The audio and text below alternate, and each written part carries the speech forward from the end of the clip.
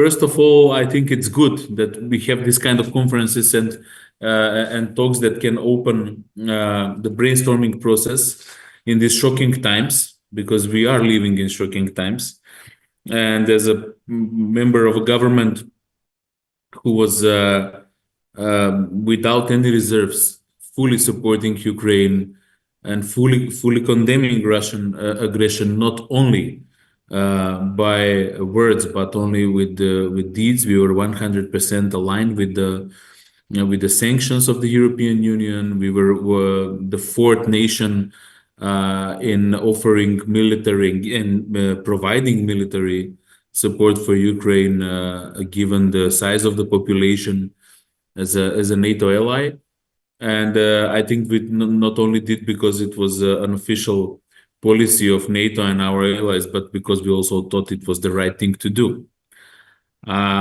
But we are definitely facing an end of an era today, an end of an era of 80 years. And I think that this is something that we should seriously consider when making our plans and making the calculations of the political context. I think that the transatlantism and multilateralism are concepts that are under question today, which is not to be underestimated, because this was the basis of the democratic world in the past 80 years. That doesn't mean that it is gone forever, but it means that it will be different in the future, however this term of the next 4 years finish. Saying this, I think that we need to focus on, I would focus in my short contribution on three main points, particularly related to the role of the European Union and what should the EU do in today's circumstances. I think that the EU member states, first of all, have to wake up quickly and demonstrate leadership. Waking up means to wake up in this new multipolar world in which EU can be and should be one of the poles. And also to wake up in today's global battle for values. What does it mean in practice? I think that first of all, the EU has to try to define, determine, or draw the map of the European Union. The map of the European Union that should definitely include Ukraine, Moldova, and the Western Balkan countries.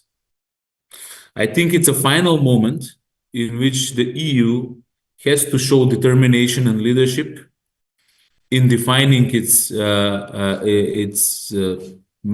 limits, its borders. And I don't think they have the luxury to miss out Western Balkans, but also Ukraine and Moldova. I think this would be number one in factorizing the European Union today in this new context and new situation.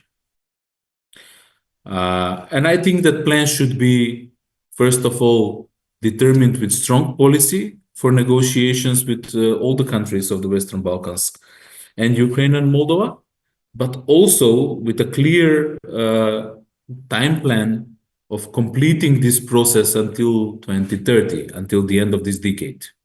So in the next 5 years, which I don't think is not, which I don't think is a fantasy. I think it's doable. I think it's feasible, particularly if we have in mind the focus that many of these countries already have on the process of negotiations.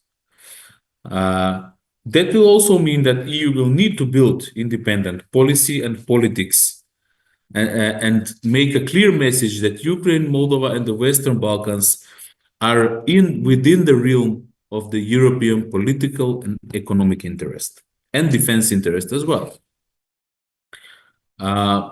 I also think that when defining the borders of the EU and when defining the realm of the EU, inevitably we will have an open question about the role of Hungary and Slovakia in the European Union. And we will face the role of Hungary and Slovakia in a bitter way in the upcoming weeks and months when the European Union will discuss the future of the support towards Ukraine.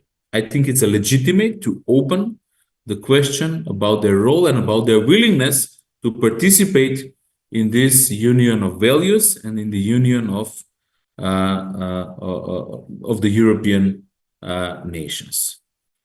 I also think that my next point is that EU has to be ready to defend its values and to fight for its values by all means, but also to invest in their policies and in these values. So to put the money where the mouth is, particularly in three areas: in defense, but also in economy and market development, and finally in the social model, which actually makes a distinction between the European Union and the other poles of the multipolar world. And my final point is, at the same time, fighting for the values means that battle should first start from within the European Union. That means that they should closely follow the political map and the political developments in each of the member states, and to make it a joint battle for each of the member states.